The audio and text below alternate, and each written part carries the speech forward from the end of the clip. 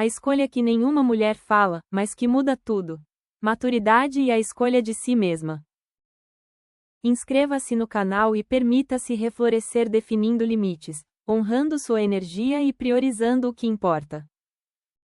Oi, pessoal! Hoje a gente vai falar sobre uma escolha muito poderosa, sabe? Daquelas que pouco se comenta, mas que está ali, disponível para muitas mulheres que se sentem no limite, exaustas, até invisíveis. É uma daquelas decisões que, olha, pode de fato mudar o jogo. Vamos entender como isso funciona? Cansaço? Sobrecarga? Aquela sensação de que ninguém enxerga o tamanho do esforço? Pois é exatamente esse o sentimento que está no centro da nossa conversa hoje. E se essas perguntas fazem algum sentido por aí, é importante saber que essa não é uma experiência isolada, não. É algo que muitas mulheres compartilham. E a raiz disso, vamos ver, vai muito além de uma simples agenda lotada. Olha só, a vida moderna parece que impôs uma espécie de missão silenciosa, né? E é importante frisar, isso não é uma falha pessoal, de jeito nenhum. É, na verdade, uma expectativa cultural. Aquela ideia de que a mulher tem que dar conta de tudo, gerenciar tudo e ainda por cima sorrir como se não custasse nada. É uma pressão que a gente não vê, mas que pesa e como pesa. E aqui que a gente chega no centro da armadilha psicológica. Pensa bem, muitas mulheres foram, de certa forma, ensinadas a conectar amor com necessidade. Acreditar que, para serem amadas, elas precisam ser indispensáveis. Só que o que começa parecendo um gesto de amor, de cuidado, com o tempo, acaba virando uma verdadeira prisão. Mas como é essa prisão no dia a dia? Bom, é sobre administrar a casa inteira, né? É ter que lembrar de cada pequeno detalhe que passa batido para todo mundo. É carregar nas costas a carga mental da família inteira. E, claro, é ficar esperando um reconhecimento, um obrigado, que na maioria das vezes simplesmente não chega. E isso só faz a sensação de solidão aumentar. Ok, então, com esse cenário todo, surge uma escolha crítica, na verdade. De um lado, tem o que a gente pode chamar de caminho da mártir, que é basicamente continuar nesse ciclo de exaustão. E do outro, tem o caminho adulto, que é o quê? É a decisão consciente, ativa, de construir a própria autonomia.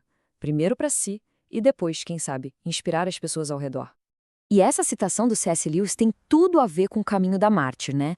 A perdição acontece quando perdemos o presente. Porque é exatamente isso, ficar presa no passado, esperando uma validação que não veio, uma reparação por alguma injustiça, isso impede a gente de viver o agora. A vida passa e a pessoa fica ali parada, perdendo o presente. Bom, e tudo isso nos leva ao ponto central da nossa discussão: maturidade. Mas olha, não é aquela maturidade que chega com a idade, que vem com o tempo como um aniversário. Não. A gente está falando de uma maturidade que chega com uma decisão. É uma escolha consciente, é um verdadeiro ponto de virada que pode redefinir tudo. Isso mesmo, a maturidade emocional chega com a escolha. E o ponto aqui que é crucial é que não se trata de uma escolha que se faz uma vez só e pronto, acabou. Não, é uma decisão diária. E vamos ser sinceros, às vezes é uma decisão bem dolorosa de se colocar como prioridade, de agir como autora da própria vida e não só ficar reagindo ao que acontece. E para conseguir mudar o que está do lado de fora, a jornada tem que começar por dentro. Não tem jeito. É o que a fonte que a gente analisou chama de turismo interno. E, olha, como qualquer grande viagem para um lugar desconhecido pode ser desconfortável no começo, claro. Mas é um passo essencial para qualquer transformação que se queira que seja de verdade, que dure. E essa frase do Carl Rogers é perfeita para ilustrar o ponto de partida. Só quando me aceito como sou é que posso mudar. Ou seja, a mudança de verdade não vem daquela autocrítica pesada de ficar se culpando ou negando quem se é. Pelo contrário, ela vem da aceitação. É preciso primeiro olhar para si, acolher tudo, as dores, as imperfeições, para só então conseguir transformar alguma coisa. Essa jornada para dentro exige fazer algumas perguntas bem desconfortáveis, sabe? Onde eu me omiti? Onde eu anulei minhas próprias necessidades? Onde eu permiti o que não merecia? Onde eu fiquei esperando que alguém viesse me salvar? E o objetivo aqui não é achar culpados, mas sim assumir a responsabilidade. Reconhecer esses patrões é o primeiríssimo passo para conseguir quebrar esse ciclo. E depois de toda essa reflexão, de olhar para dentro, vem a pergunta que muda o jogo. A pergunta adulta, a que realmente importa. O que eu faço com isso agora? Percebe a diferença? A gente para de perguntar de quem é a culpa e começa a focar na ação. É sair da impotência e ir para a atitude, olhando para o futuro. Muito bem, falamos da parte da reflexão, da consciência, mas e na prática? Como é que a gente transforma tudo isso em ação no dia a dia?